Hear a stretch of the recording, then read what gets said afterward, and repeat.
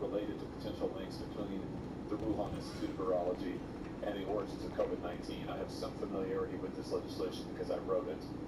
It passed the House unanimously. President Biden signed it into law under, I think, popular duress. As you may remember, well, first of all, are you familiar with this law? Oh, of course, yes. As you may recall, it set a statutory deadline of just a couple of months later, which the Biden administration promptly Bluetooth connected. Released the report. I think we've got a picture of it here that'll appear over my shoulder. It was all of 5 pages. Here it is. Wait for it. 5 pages. Remember, the law says any and all information.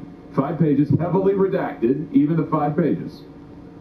I think one of those pages is like a cover note or something. Yeah, here it is. The executive summary, 5 pages. This is, according to the Office of the Director of National Intelligence, this is any and all information related All right, to here's what's happening. COVID-19. We got and the two Wuhan old-time rivals virology making lab. nice and Now, doing you've been on this business task with force each other that has again. reviewed Our these enemies documents. becoming friends. Is this It's not good all for the us, information right? the United States government So they're has? swapping two That is not trailers. all the information. And I'll tell you a little story about that if you'd like. A Please. story about your 5 pages there. So there was a classified report being written at the time all of this was going on, and I assumed as I'm reading through the documents that they would just take that classified report, which didn't look like that, and they would just redact it. And because I'm reading through the documents, but that is not what happened. They decided to write a different paper instead of what was already. Who did you say they? Who's they? The National Intelligence Council. The National Intelligence Council was at the time that the law passed was doing a thorough review, or doing a review. We don't know how thorough. How many pages? You've been on this task force. You've gotten a sense of, if it's not 5 pages, how many pages worth of information would you guess the United States government was in possession of related to Wuhan lab and COVID possible links? I can tell you that Director Gabbard is working through, I believe, 2,000 pages. 2,000? They're trying to get released in the first batch. This is the law states yes, any and all, but there's still the requirement to run it through the different agencies to ensure that there's not some sources and methods. But there's like 2,000 pages. 2,000 pages. 2,000 pages. I want to show you what Admiral Haynes, Director Haynes, said to me when I wrote to her, Senator Braun and I wrote to her following this outrageous, ridiculous report. She wrote back to me and said, well, we declassified only what we could without endangering sources and methods. Only what we could. 5 pages of summary that itself has redactions. The 5 pages have redactions. And you're telling me there are literally thousands of documents. Why are they hiding all this material? I can tell you that the interagency process of declassification is highly bureaucratic, and that is being worked. And I think you saw just a few days ago, Director Gabbard released some information about the lab. Was Director Haynes, Admiral Haynes, was she involved in making the decision not to release the material?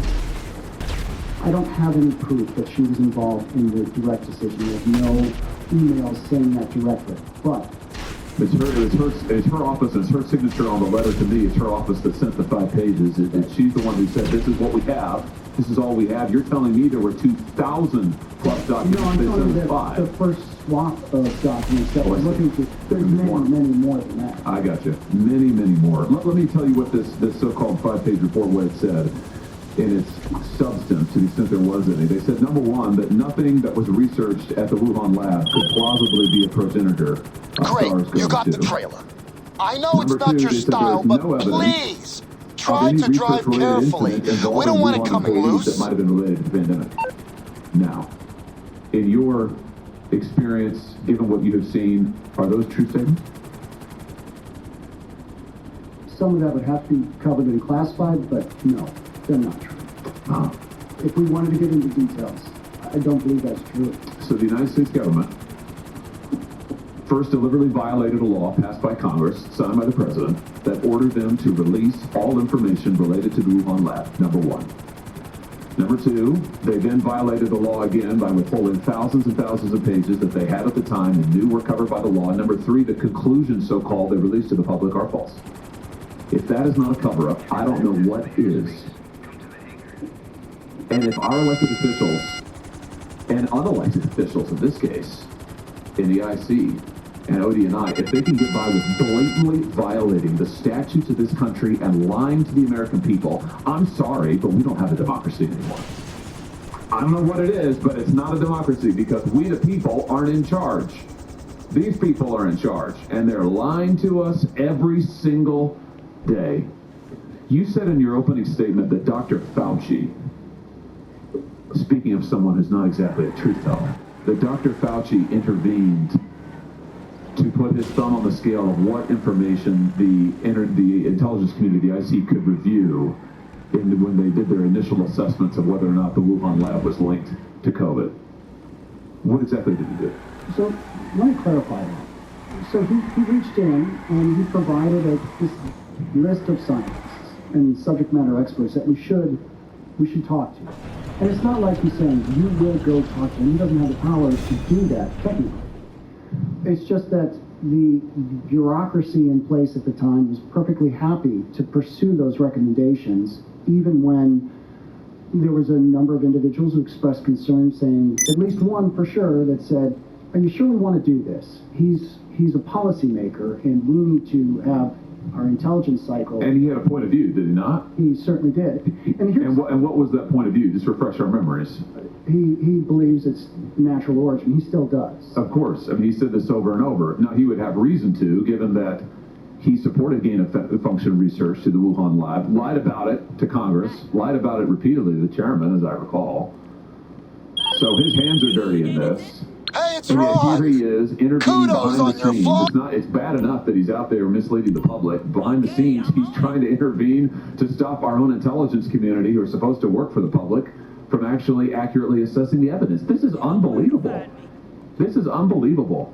And then people wonder, gee, why are the American people not trusting of elected officials? I wonder.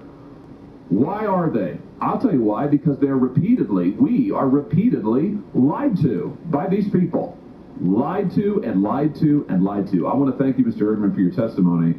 I just want to note, I think we've only scratched the surface here. Thank you, Mr. Chairman, for calling this hearing. And I just want to point out, when you've got a witness who's saying under oath that the report that the government issued lied to the American people, that it is false, we've got a big problem in this country. We've got a big, big problem, and we haven't begun to solve it yet. Thank you, Mr. Chairman. Good. Things solve the problem of lying in high places.